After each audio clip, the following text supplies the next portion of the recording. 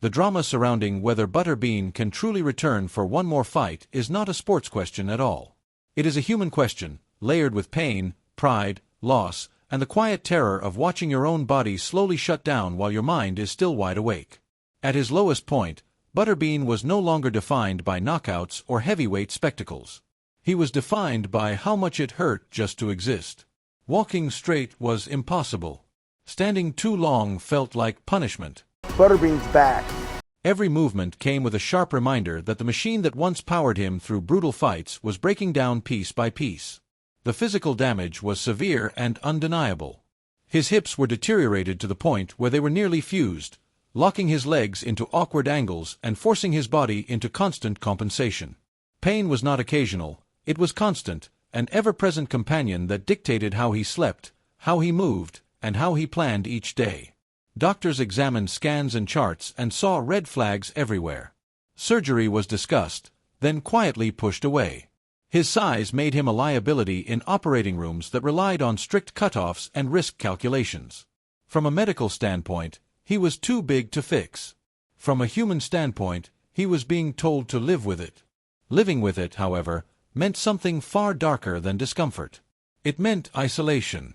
It meant days spent searching for a position that hurt slightly less than the others. It meant watching time pass instead of participating in it. Butterbean had already experienced what that kind of life did to him once before, nearly a year trapped in bed, disconnected from the world and from the people who mattered most. That period stole moments he could never recover, including precious time with his grandkids. Slowly, almost without realizing it, life stopped feeling like something to build toward and started feeling like something to endure. Hope did not disappear all at once. It faded gradually, replaced by indifference and resignation. What made this chapter different was that someone looked at the situation and refused to accept the finality of it. The idea was not framed as an easy solution or a guaranteed turnaround. It was framed as a question. What if recovery was possible? What if progress could be made even from a place that looked hopeless? That question mattered because it reintroduced something Butterbean had lost along the way, the belief that effort still had value.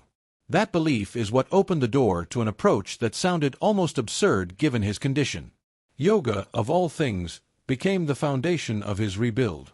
Not the peaceful, flexible imagery most people imagine, but a demanding system designed to rebuild broken bodies from the inside out.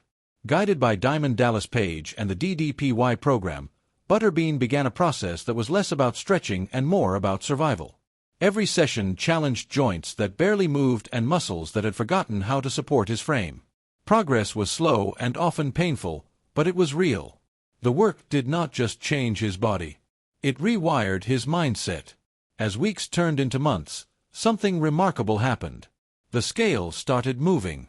Weight that once felt permanent began to fall away.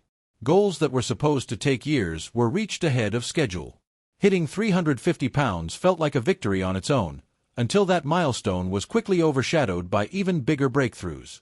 For the first time in his adult life, Butterbean broke below 300 pounds in a way that could not be hidden or adjusted. This was not a technicality. It was proof of discipline. Proof of consistency. Proof that the impossible label placed on him had been premature. Doctors took notice. The same medical system that once turned him away now began to reevaluate. His BMI dropped closer and closer to acceptable limits. Scans still showed damage, severe and undeniable, but now there was something new in the conversation. Possibility. Surgery was no longer theoretical. It was scheduled. A date appeared on the calendar, transforming years of uncertainty into a tangible turning point. That day represented more than a medical procedure. It represented validation that the work mattered. Recovery after surgery revealed something even more shocking than weight loss. The pain was gone. Not dulled. Not managed. Gone. For a man who had lived with unbearable pain every single day. I don't know how to really say it. It's like looking for something to live for. That absence felt surreal. Movement no longer came with dread. Standing upright no longer felt like defiance. The wheelchair that once symbolized confinement now looked like a reminder of how close he had come to disappearing entirely. Years ago, when I went to the doctors, they were all, The change was not just physical. It was emotional. The man who once believed he only had a few years left now spoke about the future with clarity and confidence. That confidence was not new. It was remembered.